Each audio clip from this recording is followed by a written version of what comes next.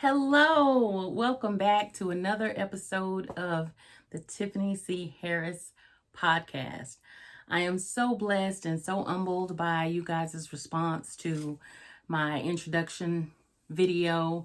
Thank you so much for subscribing to the channel. Thank you so much for your feedback and the love that you gave.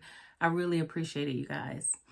The plan that I had for today was because the focus is faith, family, and food. I thought we'd start with having my husband alongside me. However, he has worked overtime in his regular shift and he's getting his rest now. So here I am, and I'm going to talk with you today about something that is very near and dear to my heart. If you know me, anything about me, you already know that there is a show on television that I absolutely love. And I have lots of friends that are kind of confused that I'm a fan of this particular show because I'm a Christian. And it's my Christianity that actually informs my love for the show. It takes a look at some very trying circumstances, and through life we all go through trying circumstances, and this show just puts it on a whole other level. If you cannot tell by the shirt I'm wearing, this is one of my favorite characters. Her name is Michonne. If you still don't know what show I'm talking about because you don't know Michonne, then you have something to watch over this holiday break that is coming up. But if you notice the wall behind me of boxes, all of those are from this particular show. The name of the show is The Walking Dead. I have to be their biggest fan. I actually, when I first started watching the show, it was already 3 seasons in. My niece came to visit and she suggested that I check it out. She said, "TT, I really think you'll like it." And I'm like, yeah, I don't do them zombies and, vampires and all of that stuff. That's just, that sci-fi realm is not my thing. So she said, "Well, don't knock it till you try it." So I watched the first episode and was absolutely hooked from that point. At the time that we started watching, it was ahead of the new season that was coming out. And AMC had a promo going where you could try to get tickets to attend a live event that they were having with all the cast. Y'all, I got selected for a ticket to go to an episode, a live recording of Talking Dead. The problem was, at that point, the show was happening in New York, and the time that I won to the time I would have had to be in New York wasn't a possibility for me. So sadly, I missed out on that event. But it would not be my last attempt to be with other Walking Dead fans. So I'll stop there with my attempts, and I'll just tell you about why I love the show. So it is The Walking Dead on AMC. If you are a fan already, you know that they just wrapped season 11. The show has been filming for 12 years. Most of those were in Atlanta, and it is phenomenal. And the reason that I love it, this can't be a spoiler because I'm going back to the beginning. The show begins with one of our main characters, Rick, waking up in a hospital and there is no one and nothing there. The first encounter that he has with a person, they think that he's actually a walker, and they end up bringing him in though and helping him. And so with that, from the very beginning, it showed like the importance of family in this show. And for anyone who is part of the Walking Dead family, a fan, been on the show or whatever, family is a huge theme. So that was an end for me. But it also really got me to thinking. So there's a worldwide pandemonium. A lot of people die. The rest of them are out there trying to survive. And so it basically shows the story of who do we become in difficult circumstances? Are we living according to the guidelines and standards we've always had for our life, or do we change based on circumstances? And so that's really the overarching idea behind the show. And so it shows that there are some people who are great people who become affected by the darkness that is around them, and it may infiltrate into their character and they change. And then there's also people who are seemingly evil, and then you learn their backstory and you have a little bit more sympathy for them. And over some time, and with lots of love demonstrated towards them, mercy shown to them, they become good people. And so the show's called The Walking Dead, and a lot of people think that that's about the walkers or the zombies, but it's really about people that are walking around as if they're dead. They're not connected. They're not caring about their fellow man. And so all these things are put to the test. And there are some characters that start out with a strong faith, and that is definitely tested as they go through these different things. But one of the major themes that stuck out to me about this show is all of the trauma that these people face. And it's like, what do you do when there is no mental health services available? When there's not you can't go sit on your therapist's couch and be able to talk things through. There are no groups for you to come together. And basically you're having to deal with some really hard things without the luxury of time to be able to process them, to deal with them, to talk about them. And many of them go from trauma to trauma. And this whole idea or phenomenon within the show makes me think about, one, would I remain who I am in dire circumstances like that? And would I physically be able to survive? That was one of the first things that jumped out at me, was like, oh Lord, if I had to walk everywhere that I went, if there wasn't gas to drive cars, if horses and, alternate modes of transportation were unavailable, and I had to walk from place to place to survive with hordes of things behind me trying to kill me. And so it really made me look at the show from a spiritual standpoint. Everything with me, y'all, is going to come from a spiritual standpoint, because one of the things I asked the Lord to do was to help me to see the spirit behind things and not so much the natural. We spend so much time looking at people and their actions and pointing a finger or making judgments, and not remembering that there's a spirit behind everything that's going on. And we get to choose which spirit we're going to yield to. And so some of my favorite characters have really walked a fine line with their faith because of the circumstances they find themselves in, and questioning who they are, where their allegiances are. Does it make sense to protect the group, since at some point we're going to lose some people?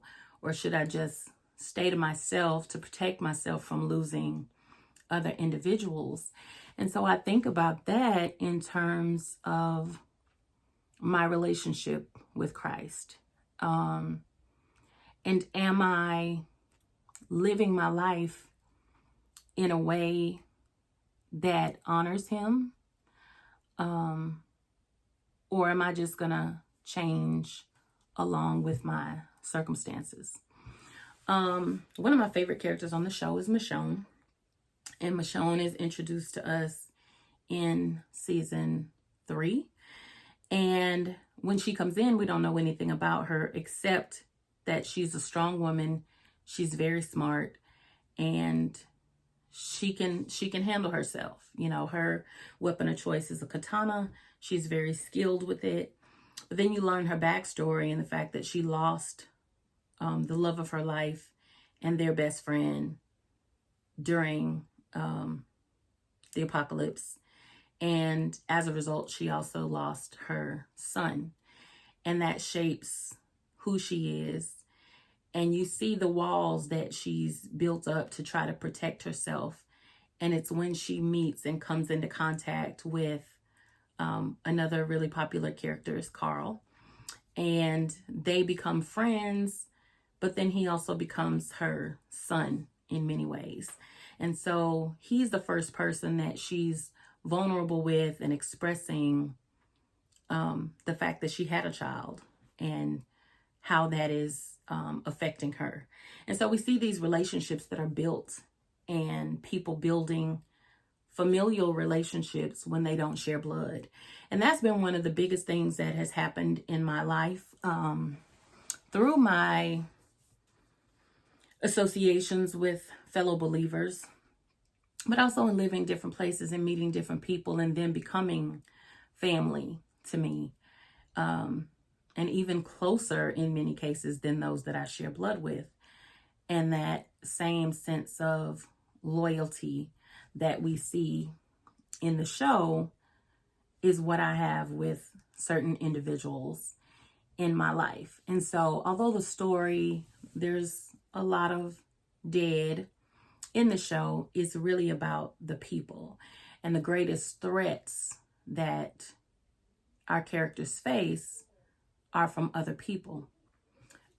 People that want what you have, people that will lie, cheat, and steal to survive another day, even if that means them stepping on you or taking your last or even taking your life.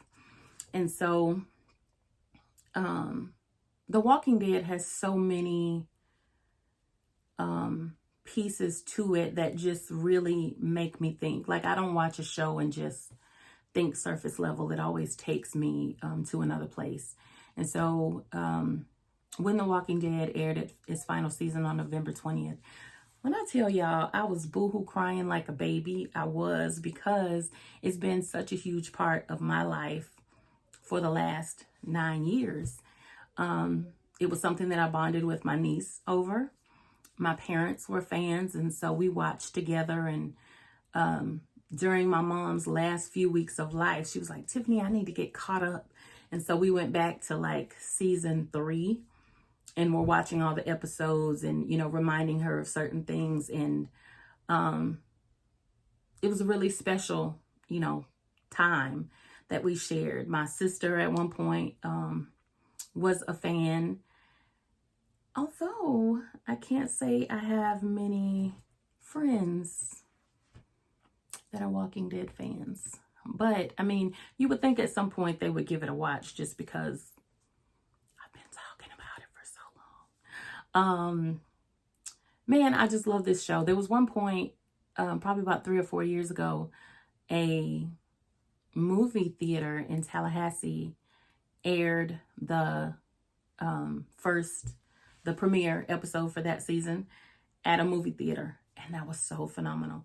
So we got to dress in cosplay and show up with all these other fans from the Tallahassee area and getting to meet them. And then this year, it was my husband's and my wedding anniversary.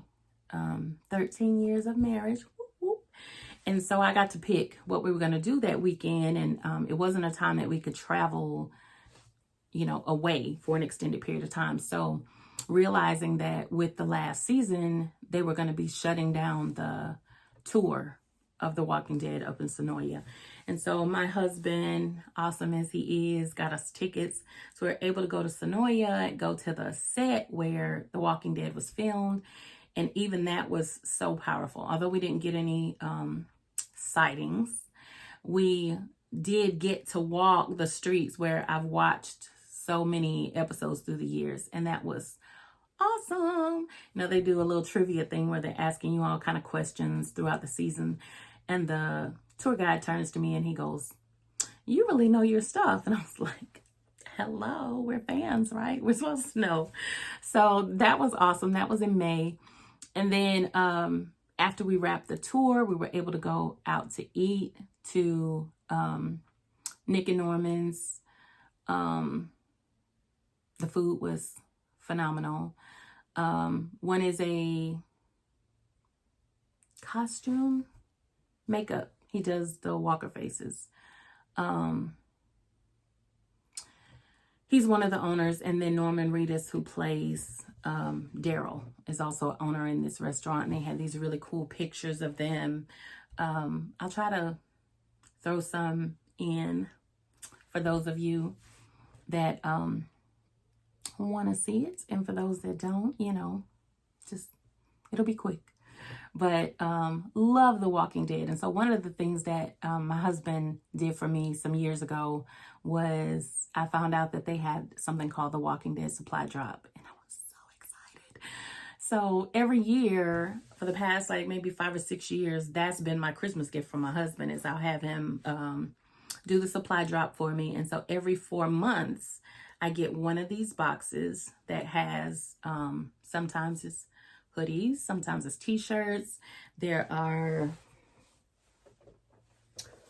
bobbleheads. There's, different memorabilia. Like this jar says Dixon Brothers, and that's some of the characters that are on the show. I got some of everything, y'all. I have glasses, bottles, I have a cookie serving tray, an apron, you name it, I got it in these boxes throughout the years.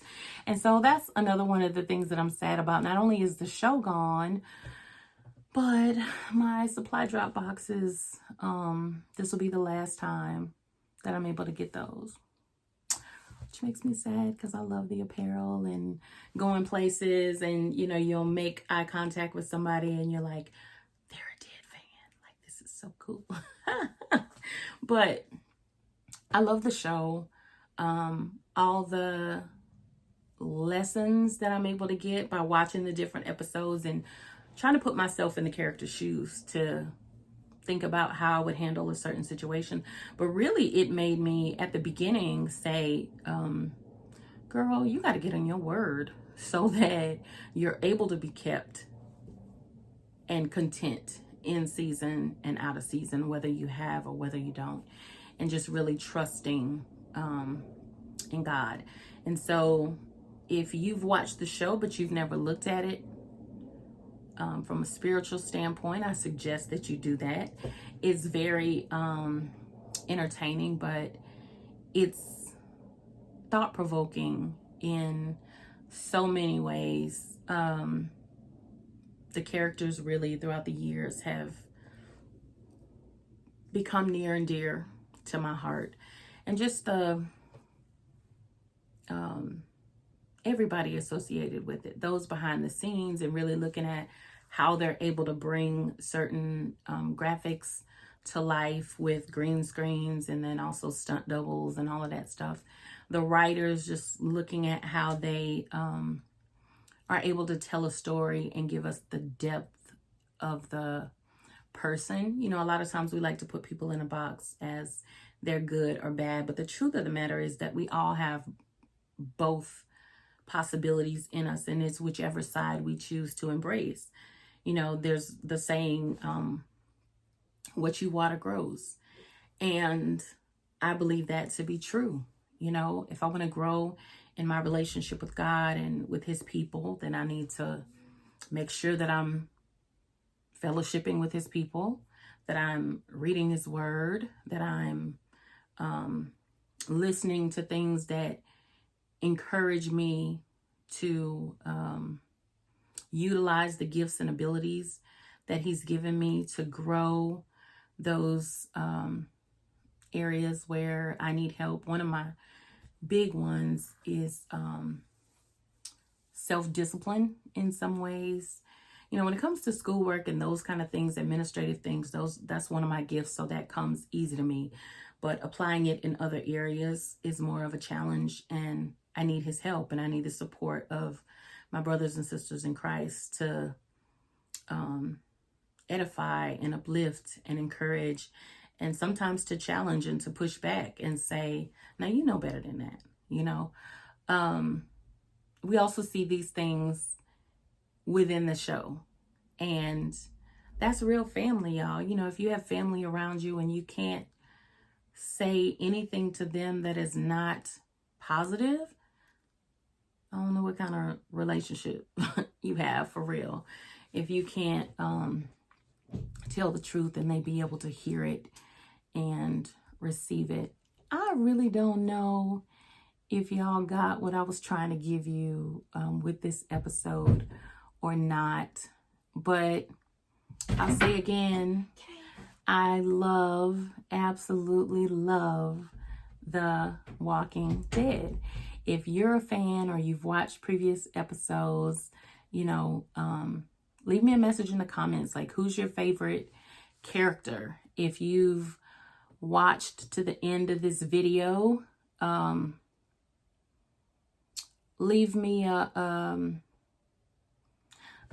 emoji that I could recognize as something from TWD. So whether that be my Dixon glass or a sword or a gun or whatever it is, something that is, you know, a throwback to The Walking Dead. I hope that you enjoyed this podcast and you got something from it. I hope that it's been something to make you laugh, and also something to make you think about looking at the spirit behind what you experience in this coming week, and not just the flesh and blood that you think you're battling. You know, the word tells us that we wrestle not against flesh and blood, but against powers of darkness in high places. And so if you would begin to look at the spirit behind what you're experiencing, it can really change the way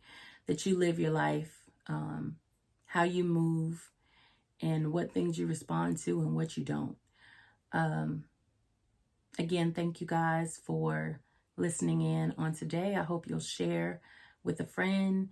If you haven't yet, click that subscribe button, turn your post notifications on so that you don't miss a moment of the Tiffany C. Harris podcast. Till next week, I'll see you.